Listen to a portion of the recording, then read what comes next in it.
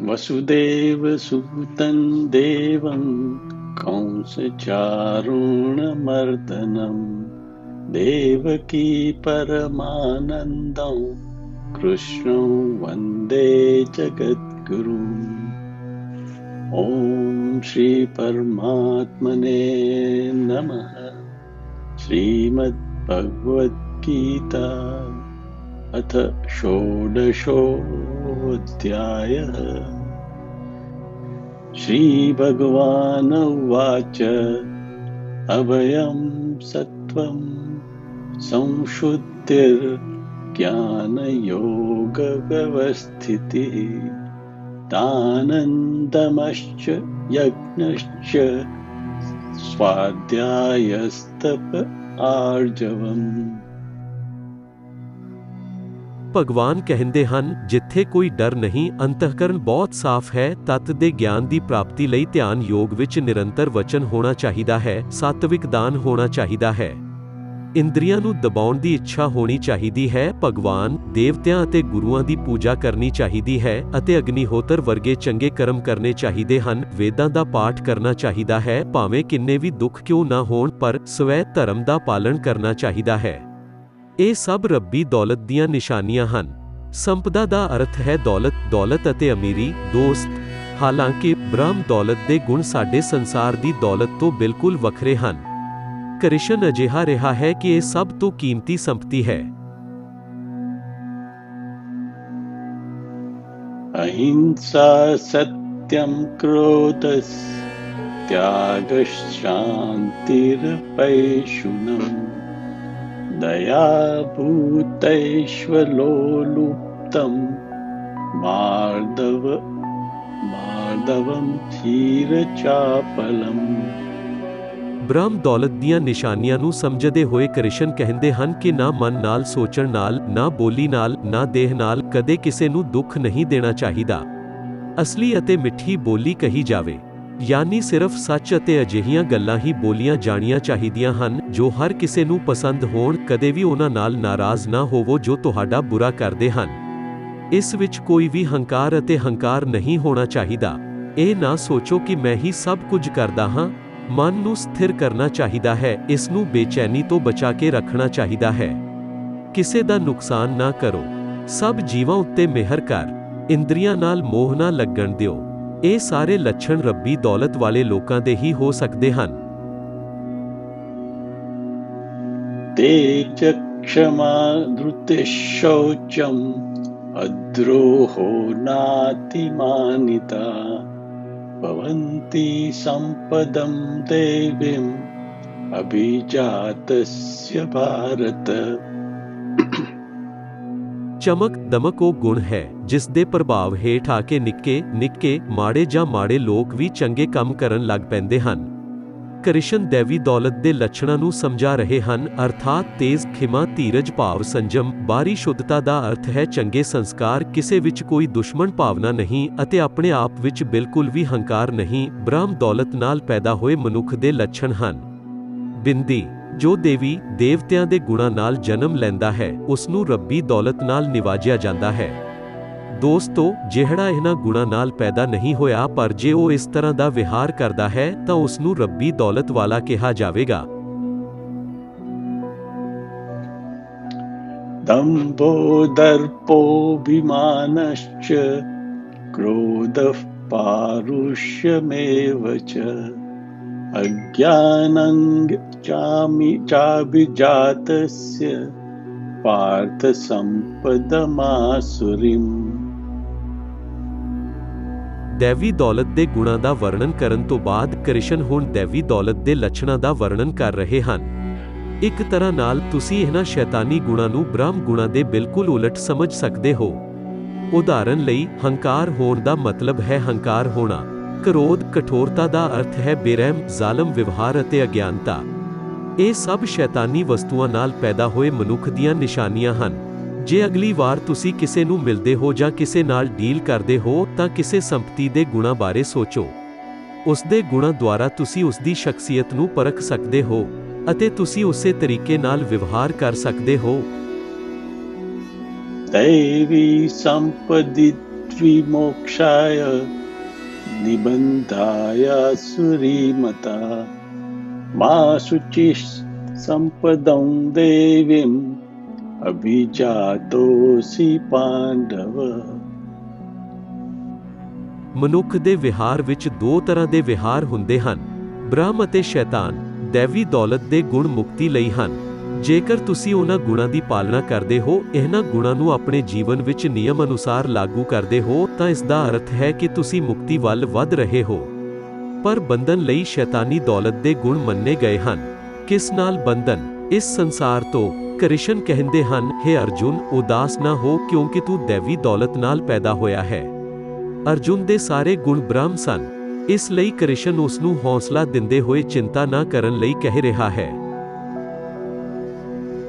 द्वौ भूत सर्गौ लोकेस्मिन् दैव आसुर एव च दैवो विस्तरश् प्रोक्त आसुरं पार्थ मे शृणु। ਕ੍ਰਿਸ਼ਨ ਨੇ ਇਸ ਸੰਸਾਰ ਦਾ ਵਿਸ਼ਲੇਸ਼ਣ ਕਰਦੇ ਹੋਏ ਇਸ ਨੂੰ ਸਿੱਧੇ ਤੌਰ ਤੇ ਦੋ ਹਿੱਸਿਆਂ ਵਿੱਚ ਵੰਡਿਆ ਹੈ। ਦੋਸਤ, ਦੇਵੀ ਸੰਪਦਾ ਅਤੇ ਅਸੁਰੀ ਸੰਪਦਾ। ਮਨੁੱਖ ਦੋ ਤਰ੍ਹਾਂ ਦਾ ਹੋ ਸਕਦਾ ਹੈ, ਦੈਵੀ ਕੁਦਰਤ ਜਾਂ ਸ਼ੈਤਾਨੀ ਸੁਭਾਅ। ਇਹਨਾਂ ਦੋਨਾਂ ਤੋਂ ਇਲਾਵਾ ਤੁਸੀਂ ਮਨੁੱਖ ਵਿੱਚ ਕੋਈ ਤੀਜਾ ਸੁਭਾਅ ਨਹੀਂ ਦੇਖ ਸਕੋਗੇ। ਜਦੋਂ ਹਿਰਦੇ ਵਿੱਚ, ਮਨ ਵਿੱਚ ਦੇਵੀ ਧਨ ਦੇ ਗੁਣ ਲੀਨ ਹੋ ਜਾਂਦੇ ਹਨ ਤਾਂ ਤੁਸੀਂ ਇੱਕ ਤਰ੍ਹਾਂ ਨਾਲ ਦੇਵਤਾ ਹੋ। ਅਤੇ ਜੇਕਰ ਮਨ ਵਿੱਚ ਭੂਤ ਧਨ ਦੇ ਚਿੰਨ੍ਹ ਆ ਜਾਣ ਤਾਂ ਇਸ ਦਾ ਮਤਲਬ ਹੈ ਕਿ ਤੁਸੀਂ ਇੱਕ ਭੂਤ ਬਣ ਗਏ ਹੋ। ਇਹ ਹਰ ਮਨੁੱਖ ਲਈ ਸੱਚ ਹੈ। ਲੋਕ, ਸਾਰੇ ਲੋਕ ਜਿਨ੍ਹਾਂ ਨੂੰ ਤੁਸੀਂ ਜਾਣਦੇ ਹੋ ਵੀ ਇਹਨਾਂ ਦੋ ਸ਼੍ਰੇਣੀਆਂ ਵਿੱਚ ਵੰਡਿਆ ਜਾ ਸਕਦਾ ਹੈ।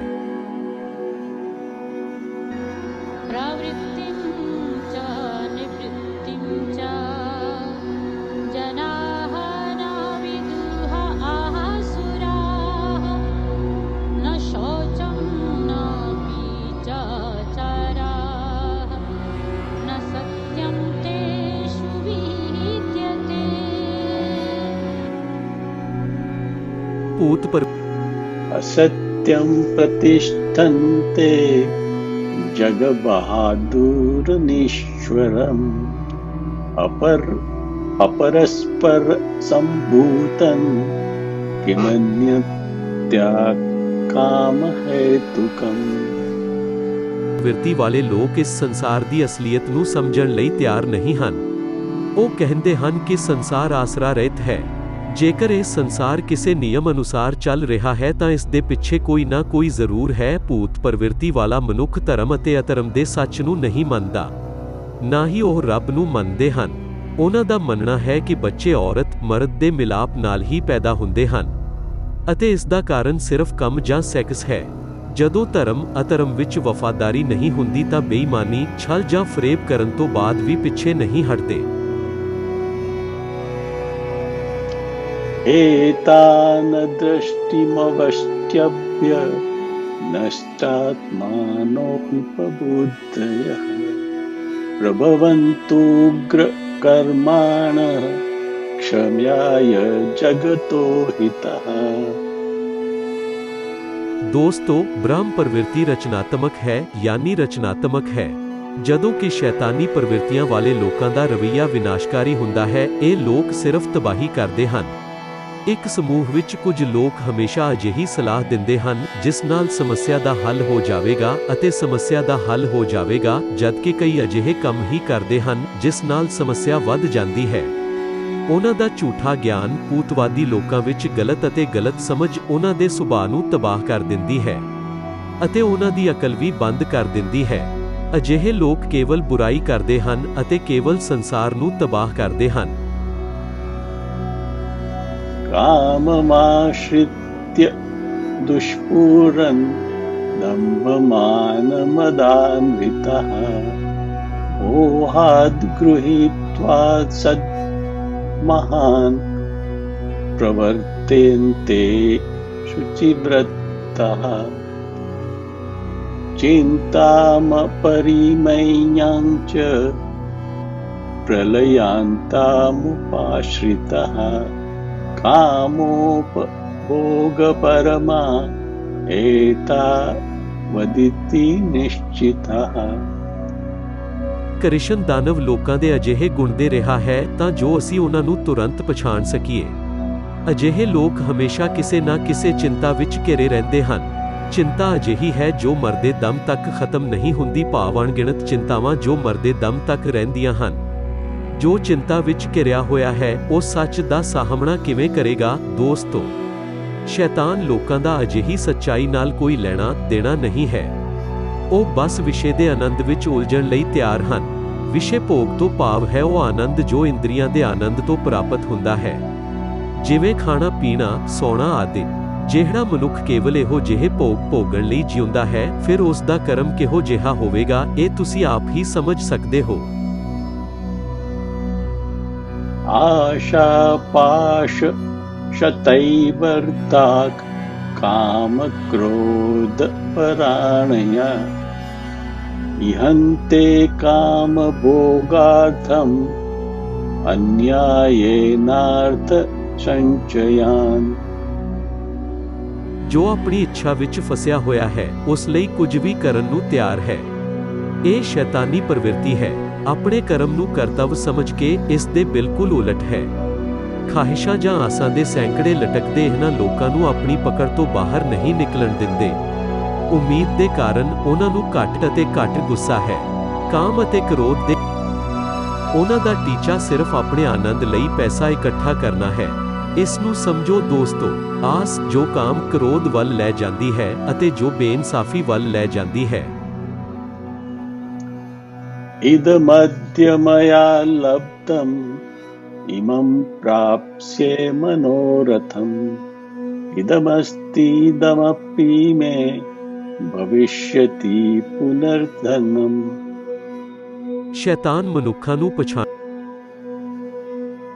असो मया हतः शत्रुर् हनिष्ये चापरानति ईश्वरोऽहं भोगी सिद्धोऽहं बलवान सुखी। ਜਾਣਨ ਲਈ ਉਹਨਾਂ ਦੀ ਹਉਮੈ ਨੂੰ ਪਛਾਣਨਾ ਜ਼ਰੂਰੀ ਹੈ।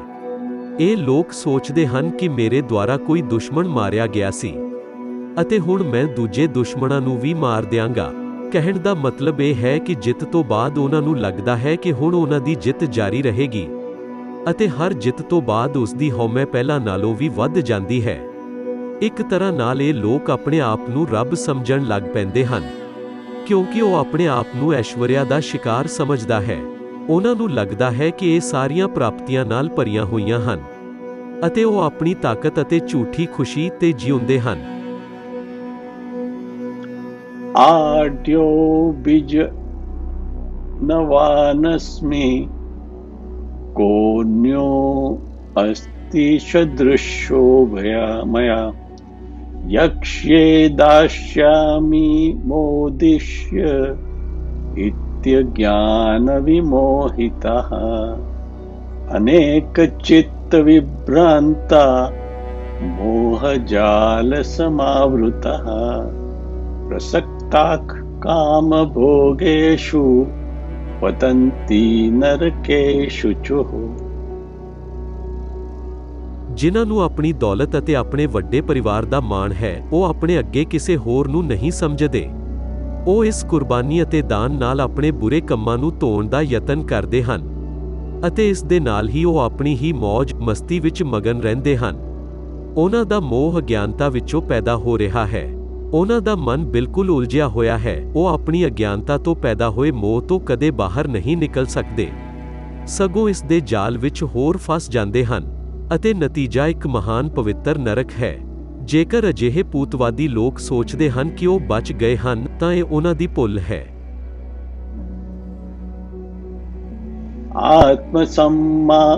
आत्मसंभाविता सप्ता धनमानमदान्वितः यजन्ते नाम यज्ञैस्ते दम्भेना विधिपूर्वकम्। ਕ੍ਰਿਸ਼ਨ ਨੇ ਕਿਹਾ ਹੈ ਕਿ ਜੇ ਤੁਸੀਂ ਗਿਆਨ ਪ੍ਰਾਪਤ ਕਰਨਾ ਚਾਹੁੰਦੇ ਹੋ, ਇਸ ਲਈ ਇਸ ਤੱਤ ਨੂੰ ਸਮਝਣਾ ਪਵੇਗਾ ਕਿ ਸਾਡਾ ਇਹ ਸਰੀਰ ਕੀ ਹੈ, ਆਤਮਾ ਕੀ ਹੈ ਅਤੇ ਕਰਮ ਕੀ ਹੈ। ਪਰ ਭੂਤ ਲੋਕ ਇਸ ਸਮਝ ਤੋਂ ਪਰੇ ਹਨ। ਉਹ ਆਪਣੇ ਆਪ ਨੂੰ ਸਭ ਤੋਂ ਉੱਤਮ ਸਮਝਦਾ ਹੈ। ਆਪਣੇ ਹੰਕਾਰ, ਦੌਲਤ ਅਤੇ ਇੱਜ਼ਤ ਦੇ ਨਸ਼ੇ ਵਿੱਚ ਮਾਮੂਲੀ ਬਲੀਦਾਨ ਕਰਨ ਦੁਆਰਾ ਉਹ ਮਹਿਸੂਸ ਕਰਦੇ ਹਨ ਕਿ ਉਹਨਾਂ ਦੇ ਪਾਪ ਖਤਮ ਹੋ ਗਏ ਹਨ। ਜੋ ਸ਼ਾਸਤਰ ਵਿਧੀ ਨਾਲ ਨਹੀਂ ਕੀਤਾ ਜਾਂਦਾ ਉਹ ਪਾਖੰਡ ਹੈ। ਪਾਖੰਡ ਤੋਂ ਕੀ ਲਾਭ ਹੋ ਸਕਦਾ ਹੈ? ਮਹਾਭਾਰਤ ਦੇ ਸਮੇਂ ਵਿੱਚ ਹਜ਼ਾਰਾਂ ਸਾਲ ਪਹਿਲਾਂ ਅਜਿਹੇ ਦਾਨਵ ਲੋਕ ਸਨ ਅਤੇ ਅੱਜ ਦੀ ਦੁਨੀਆ ਵਿੱਚ ਵੀ ਅਜਿਹੇ ਲੋਕਾਂ ਦੀ ਕੋਈ ਕਮੀ ਨਹੀਂ ਹੈ ਦੋਸਤੋ। ਅਹੰਕਾਰੰ ਬਲੰ ਦਰਪੰ ਕਾਮੰ ਕ੍ਰੋਧੰ ਚ ਸੰਸ਼੍ਰਿਤః ਮਾਮਾਤਮ ਪਰਦੇਹੇਸ਼ੁ ਪ੍ਰਦਵਿਸ਼ਯੰਤੋਭਯਸੂਯਕਾః। ਕੰਸ ਸ਼੍ਰੀ ਕ੍ਰਿਸ਼ਨ ਨੂੰ ਨਫ਼ਰਤ ਕਰਦਾ ਸੀ। ਤੁਸੀਂ ਜਾਣਦੇ ਹੋ ਕਿ ਉਸ ਨਾਲ ਕੀ ਹੋਇਆ ਸੀ। ਕੰਸ ਉਸ ਸਮੇਂ ਦਾ ਇੱਕ ਕਪੂਤਵਾਦੀ ਮਨੁੱਖ ਸੀ। ਇਸੇ ਤਰ੍ਹਾਂ ਸਾਡੇ ਸੰਸਾਰ ਵਿੱਚ ਵੀ ਦਾਨਵ ਲੋਕ ਹਨ ਜੋ ਕ੍ਰਿਸ਼ਨ ਨੂੰ ਨਫ਼ਰਤ ਕਰਦੇ ਹਨ ਅਤੇ ਉਹਨਾਂ ਦੀ ਨਫ਼ਰਤ ਦਾ ਕਾਰਨ ਇਹਨਾਂ ਲੋਕਾਂ ਦਾ ਹੰਕਾਰ, ਸ਼ਕਤੀ, ਹੰਕਾਰ, ਇੱਛਾ ਅਤੇ ਗੁੱਸਾ ਹੈ। ਦੋਸਤੋ, ਆਪਣੀਆਂ ਇਹਨਾਂ ਬੁਰਾਈਆਂ ਕਾਰਨ ਉਹ ਨਾ ਤਾਂ ਆਪਣੇ ਅੰਦਰ ਮੌਜੂਦ ਕ੍ਰਿਸ਼ਨ ਨੂੰ ਦੇਖ ਸਕਦਾ ਹੈ ਅਤੇ ਨਾ ਹੀ ਦੂਜਿਆਂ ਵਿੱਚ ਮੌਜੂਦ ਕ੍ਰਿਸ਼ਨ ਨੂੰ ਦੇਖ ਸਕਦਾ ਹੈ। ਅਸੂਰੀ ਲੋਕਾਂ ਦੀ ਇੱਕ ਵੱਡੀ ਪਛਾਣ ਹੈ ਕਿ ਉਹ ਦੂਜਿਆਂ ਦੀ ਬਹੁਤ ਆਲੋਚਨਾ ਕਰਦੇ ਹਨ। ਦੂਜਿਆਂ ਦੀ ਬੁਰਾਈ ਵਿੱਚ ਉਹਨਾਂ ਦਾ ਵੱਖਰਾ ਹੀ ਮੌਜ ਹੈ। ਤਾਨ ਹੰਦਿਸ਼ਵੰਤਕ ਕੁਰਾਨ ਸੰਸਾਰੇਸ਼ੂ ਨਰਾਦਮਾਨ क्षिपाम्यजस्त्रमशुभान् आसुरीष्वेव योनिषु। आशुरीयं योनिमापन्या मूढा जन्मनि जन्मनि मामप्राप्यैव कौन्तेय ततो यान्त्यधमां गतिम्। ਜਦੋਂ ਤਮੋ ਗੁਣ ਦੀ ਬਹੁਤਾਤ ਹੁੰਦੀ ਹੈ ਤਾਂ ਇਹ ਸੁਭਾਵਿਕ ਹੈ ਕਿ ਸਤੋ ਗੁਣ ਅਤੇ ਰਜੋ ਗੁਣ ਘਟ ਜਾਣਗੇ। ਤਮਗੁਣ ਨੂੰ ਨੀਚ ਯੋਨੀ ਵਿੱਚ ਲਿਜਾਇਆ ਜਾਂਦਾ ਹੈ। ਦਾਨਵ ਲੋਕ ਕ੍ਰਿਸ਼ਨ ਨੂੰ ਮੂਰਖ ਕਹਿੰਦੇ ਹਨ। ਅਜਿਹੇ ਲੋਕ ਕਦੇ ਵੀ ਕ੍ਰਿਸ਼ਨ ਨੂੰ ਪ੍ਰਾਪਤ ਨਹੀਂ ਕਰਦੇ। ਉਹ ਲਗਾਤਾਰ ਇੱਕ ਜਨਮ ਤੋਂ ਬਾਅਦ ਅਗਲੇ ਜਨਮ ਵਿੱਚ ਭੂਤ ਦੀ ਯੋਨੀ ਵਿੱਚ ਜਾਂਦਾ ਹੈ ਅਤੇ ਫਿਰ ਉਸ ਤੋਂ ਬਾਅਦ ਘੱਟ ਗਤੀ ਵੀ ਪ੍ਰਾਪਤ ਕੀਤੀ ਜਾਂਦੀ ਹੈ। ਭਾਵ ਉਹ ਭਿਆਨਕ ਨਰਕਾਂ ਵਿੱਚ ਡਿੱਗਦੇ ਹਨ। ਬੁਰੇ ਲੋਕ ਕਦੇ ਵੀ ਕ੍ਰਿਸ਼ਨ ਨੂੰ ਪ੍ਰਾਪਤ ਕਰਨ ਦੀ ਕੋਸ਼ਿਸ਼ ਨਹੀਂ ਕਰਦੇ। ਉਹ ਪੈਸੇ, ਇੱਜ਼ਤ ਅਤੇ ਇੱਜ਼ਤ ਵਿੱਚ ਸਭ ਕੁਝ ਲਗਾ ਦਿੰਦੇ ਹਨ। ਜੇ ਕੋਸ਼ਿਸ਼ ਨਾ ਕੀਤੀ ਤਾਂ ਦੋਸਤੋ ਉਹ ਕਿਵੇਂ ਪ੍ਰਾਪਤ ਕਰੇਗਾ? त्रिविधं नरकं छेदं द्वारं नाशनमात्मनः कामः क्रोधः लोभस्तस्मादेतन्त्यज्यते। ਸੰਸਾਰ ਵਿੱਚ ਹਰ ਬੁਰਾਈ ਦੇ ਤਿੰਨ ਮੂਲ ਕਾਰਨ ਹਨ: ਕਾਮ, ਕ੍ਰੋਧ ਅਤੇ ਲੋਭ। ਕ੍ਰਿਸ਼ਨ ਇਹਨਾਂ ਤਿੰਨਾਂ ਨੂੰ ਨਰਕ ਦੇ ਦਰਵਾਜ਼ੇ ਦੱਸ ਰਿਹਾ ਹੈ। ਇਹ ਤਿੰਨੇ ਇੰਨੇ ਭੈੜੇ ਹਨ ਕਿ ਇਹਨਾਂ ਨੂੰ ਆਤਮਾ ਦਾ ਨਾਸ ਕਰਨ ਵਾਲਾ, ਭਾਵ ਆਤਮਾ ਨੂੰ ਪਤਨ ਵੱਲ ਲਿਜਾਣ ਵਾਲਾ ਮੰਨਿਆ ਜਾਂਦਾ ਹੈ। ਇਹਨਾਂ ਤਿੰਨਾਂ ਦੇ ਵਸ ਵਿੱਚ ਭੂਤ ਪ੍ਰਵਿਰਤੀ ਵਾਲੇ ਲੋਕ ਆਪਣੇ ਹੋਸ਼ ਗੁਆ ਬੈਠਦੇ ਹਨ। ਕਾਮ, ਕ੍ਰੋਧ ਅਤੇ ਲਾਲਚ ਤੁਹਾਨੂੰ ਉਹ ਸਭ ਕੁਝ ਕਰਨ ਲਈ ਮਜਬੂਰ ਕਰਦੇ ਹਨ ਜੋ ਤੁਹਾਨੂੰ ਨਹੀਂ ਕਰਨਾ ਚਾਹੀਦਾ। ਸਰੀਰਕ ਅਤੇ ਮਾਨਸਿਕ ਤੌਰ ਤੇ ਵੀ ਦੋਨੋਂ ਮੁਸੀਬਤਾਂ ਇਹਨਾਂ ਤਿੰਨਾਂ ਤੋਂ ਸ਼ੁਰੂ ਹੋਣਗੀਆਂ। ਇਹਨਾਂ ਦੇ ਚੁੰਗਲ ਵਿੱਚ ਫਸਣ ਤੋਂ ਬਾਅਦ ਕੋਈ ਵਿਰਲਾ ਹੀ ਹੁੰਦਾ ਹੈ ਕਿ ਕੋਈ ਨਰਕ ਤੋਂ ਬਚ ਸਕੇ। ਜੇ ਤੇਰੇ ਜਨਮ ਦੀ ਸਵਾਰੀ ਕਰਨੀ ਹੈ ਤਾਂ ਮਿੱਤਰੋ ਤਿੰਨੇ ਛੱਡ ਦਿਓ। एते विर्मुक्तः कौन्तेय तमोद्वारै स्त्रीभिर्नरः आचारत्यात्मनः श्रेयस् ततो याति परां गतिम्। ਕ੍ਰਿਸ਼ਨ ਨੇ ਕਾਮ, ਕ੍ਰੋਧ ਅਤੇ ਲੋਭ ਨੂੰ ਨਰਕ ਦਾ ਦਰਵਾਜ਼ਾ ਦੱਸਿਆ ਹੈ। ਜੋ ਮਨੁੱਖ ਨਰਕ ਦੇ ਇਹਨਾਂ ਤਿੰਨਾਂ ਦਰਵਾਜ਼ਿਆਂ ਤੋਂ ਮੁਕਤ ਹੁੰਦਾ ਹੈ, ਉਹੀ ਮਨੁੱਖ ਆਪਣੀ ਭਲਾਈ ਕਰਦਾ ਹੈ। ਚਾਲ ਚੱਲਣ ਦੁਆਰਾ ਉਸ ਦੀ ਭਲਾਈ ਦਾ ਅਰਥ ਇਹ ਹੈ ਕਿ ਹੇ ਮਿੱਤਰੋ, ਆਪਣੀ ਮੁਕਤੀ ਲਈ ਕ੍ਰਿਸ਼ਨ ਦੇ ਦਰਸਾਏ ਮਾਰਗ ਤੇ ਚੱਲੋ ਅਤੇ ਇਸ ਲਈ ਅਜਿਹੇ ਪੁਰਸ਼ ਪਰਮ ਗਤੀ ਵਿੱਚ ਜਾਂਦੇ ਹਨ, ਭਾਵ ਉਹ ਕ੍ਰਿਸ਼ਨ ਤੱਕ ਪਹੁੰਚਦੇ ਹਨ। ਤੁਸੀਂ ਆਪਣਾ ਭਲਾ ਕਰਨਾ ਚਾਹੁੰਦੇ ਹੋ ਜਾਂ ਨਰਕ ਵਿੱਚ ਜਾਣਾ, ਇਹ ਤੁਹਾਡਾ ਫੈਸਲਾ ਹੈ। ਕ੍ਰਿਸ਼ਨ ਨੇ ਤੁਹਾਨੂੰ ਦੋਵੇਂ ਤਰੀਕੇ ਦੱਸੇ ਹਨ। ਇਹਨਾਂ ਦੋਹਾਂ ਰਾਹਾਂ ਵਿੱਚੋਂ ਹਰੇਕ ਨੂੰ ਚੁਣਨਾ ਪਵੇਗਾ। यशास्त्र विधिमृत्युज्य प्रवर्तते कामकारतः न स सिद्धिमवाप्नोति न सुखं न परांगतिम्। ਲੋਕਾਂ ਵਿੱਚ ਦੈਵੀ ਪ੍ਰਵਿਰਤੀ ਜਾਂ ਸ਼ੈਤਾਨੀ ਪ੍ਰਵਿਰਤੀ ਦਾ ਅਸਲ ਨਿਰਧਾਰਨ ਗ੍ਰੰਥਾਂ ਤੋਂ ਹੁੰਦਾ ਹੈ ਅਤੇ ਕਿਸੇ ਤੋਂ ਨਹੀਂ। ਜੋ ਧਰਮ ਗ੍ਰੰਥਾਂ ਦੀ ਪਾਲਣਾ ਕਰਦਾ ਹੈ ਉਹ ਬ੍ਰਹਮ ਸੁਭਾਅ ਦਾ ਹੈ, ਨਾ ਕਿ ਸ਼ੈਤਾਨੀ ਸੁਭਾਅ ਦਾ। ਅਸੁਰੀ ਪੁਰਸ਼ ਧਰਮ ਗ੍ਰੰਥਾਂ ਨੂੰ ਨਹੀਂ ਮੰਨਦੇ। ਉਹ ਧਰਮ ਗ੍ਰੰਥ ਦੁਆਰਾ ਦੱਸੇ ਗਏ ਸਹੀ ਢੰਗ ਨੂੰ ਤਿਆਗ ਕੇ ਆਪਣੀ ਮਰਜ਼ੀ ਨਾਲ ਮਨਮਾਨੇ ਢੰਗ ਨਾਲ ਵਿਹਾਰ ਕਰਦਾ ਹੈ। ਆਪਣੇ ਹੰਕਾਰ ਵਿੱਚ ਉਹ ਮਨਮਾਨੇ ਢੰਗ ਨਾਲ ਕੰਮ ਕਰਦਾ ਹੈ, ਜਿਸ ਕਾਰਨ ਉਸ ਨੂੰ ਨਾ ਤਾਂ ਪ੍ਰਾਪਤੀ ਹੁੰਦੀ ਹੈ, ਨਾ ਪਰਮ ਗਤੀ ਅਤੇ ਨਾ ਹੀ ਸੁੱਖ। ਦੋਸਤੋ, ਮਸ਼ੀਨ ਜਾਂ ਮੋਬਾਈਲ ਜਾਂ ਕਾਰ ਚਲਾਉਣ ਲਈ ਮੈਨੂਅਲ ਹਨ। ਜੇਕਰ ਤੁਸੀਂ ਉਹਨਾਂ ਦੀ ਪਾਲਣਾ ਨਹੀਂ ਕਰਦੇ ਤਾਂ ਤੁਸੀਂ ਜਾਣਦੇ ਹੋ ਕਿ ਕੀ ਹੋਵੇਗਾ। ਜੇਕਰ ਤੁਸੀਂ ਸਹੀ ਢੰਗ ਦੀ ਪਾਲਣਾ ਨਹੀਂ ਕਰਦੇ ਤਾਂ ਕੋਈ ਕੰਮ ਕਦੇ ਵੀ ਪੂਰਾ ਨਹੀਂ ਹੁੰਦਾ। तस्मात् शास्त्रमप्राणान् ते कार्यकार्यव्यवस्थितौ ज्ञात्वा शास्त्रविदौ विधानोक्तं कर्म कर्तुमिहार्षि। ਕ੍ਰਿਸ਼ਨ ਦਾ ਸਭ ਤੋਂ ਵੱਡਾ ਗਿਆਨ ਕੰਮ ਨੂੰ ਕਰਤੱਵ ਸਮਝ ਕੇ ਕਰਨਾ ਹੈ ਅਤੇ ਇਸ ਦੇ ਫਲ ਦੀ ਆਸ ਨਾ ਰੱਖੋ। ਤੁਸੀਂ ਪੁੱਛ ਸਕਦੇ ਹੋ, ਕਿਵੇਂ ਜਾਣੀਏ ਸਾਡਾ ਫਰਜ਼ ਕੀ ਹੈ? ਜਵਾਬ ਹੈ ਧਰਮ ਗ੍ਰੰਥ।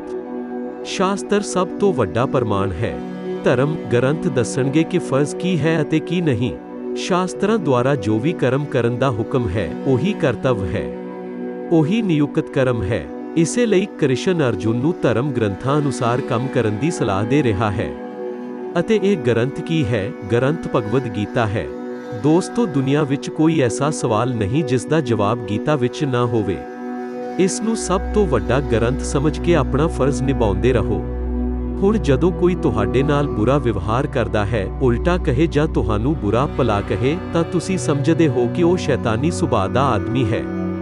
ਅਜਿਹੇ ਲੋਕਾਂ ਦੀ ਸੰਗਤ ਤੋਂ ਜਿੰਨਾ ਹੋ ਸਕੇ ਦੂਰ ਰਹੋ ਅਤੇ ਆਪਣੀ ਕੁਦਰਤ ਨੂੰ ਬ੍ਰਹਮ ਬਣਾਓ, ਤਾਂ ਜੋ ਵੱਧ ਤੋਂ ਵੱਧ ਲੋਕ ਤੁਹਾਡੇ ਕੋਲ ਆਉਣ। ॐ तत्सदिति श्रीमद्भगवद्गीतासु उपनिषत्सु ब्रह्मविद्यायां योगशास्त्रे श्रीकृष्णार्जुनसंवादे दैवासुरसम्पद्विभागयोगो नाम षोडशोऽध्यायः। ॐ श्रीकृष्णार्पणमस्तु।